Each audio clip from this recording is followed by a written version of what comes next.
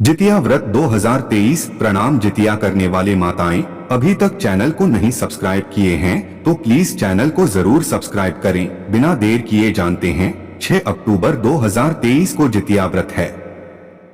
इस दिन स्त्रियां संतान की दीर्घायु के लिए 24 घंटे का निर्जला व्रत करती हैं। मान्यता है कि ये व्रत महाभारत काल से चला आ रहा है। कहते हैं इस व्रत के प्रताप से अभिमन्यु के मृत शिशु दोबारा जीवित हो उठा था। इसे जीवित पुत्रिका व्रत भी कहते हैं। जितिया व्रत की शुरुआत अश्विन माह के कृष्ण पक्ष की सप्तमी तिथि को नहाय खाए से होती है। अगले दिन निर्जला व्रत कर तीसरे दिन पारण किया जाता है। जितिया व्रत में जीमूतवाहन की पूजा की जाती है। शास्त्रों के अनुसार जितिया व्रत कथा के बिना अधूरा माना जाता है। जितिया व्रत कथा। जितिया व्रत में इस कथा का विशेष महत्व है। कथा के अनुसार गंधर्वों के एक राजकुमार थे जिनका नाम जीमूतवाहन था। जीमूतवाहन पिता की सेवा के लिए युवा काल में ही राजपाट छोड़कर वन में चले गए थे। एक दिन जंगल में उनकी मुलाकात एक नागमाता से हुई जो बड़ी दुखी थी। जीमूतवाहन के नागमाता से विलाप का कारण पूछा तो उन्होंने कहा कि नागों ने पक्षीराज गरुड़ को वचन दिया है कि प्रत्येक दिन वे एक नाग को उनके आहार के रूप में देंगे। इस समझौते के चलते वृद्धा के पुत्र शंखचूड़ को गरुड़ के सामने जाना था, जिससे वह बहुत परेशान थी। जीमूतवाहन ने नागमाता को वचन दिया कि वे उनके पुत्र को कुछ नहीं होने देंगे और उनकी रक्षा करके उन्हें वापस लौटा देंगे।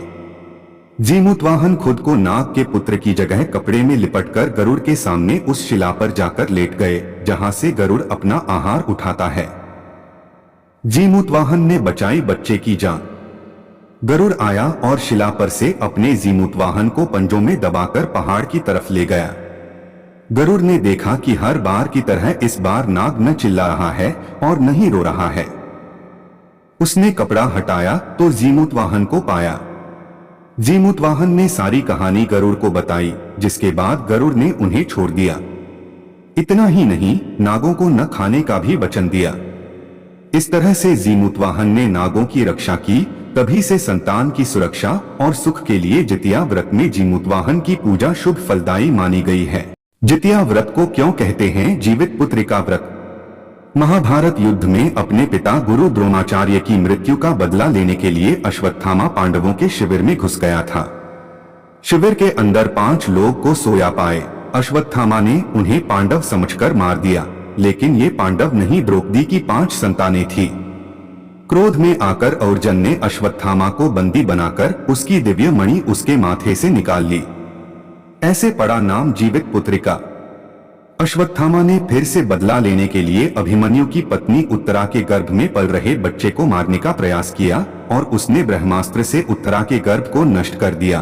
तब भगवान श्री कृष्ण ने उत्तरा की अजन्मी संतान को फिर से जीवित कर दिया। गर्भ में मरने के बाद जीवित होने के कारण उस बच्चे को जीवित पुत्रिका के नाम से भी जाना जाता है।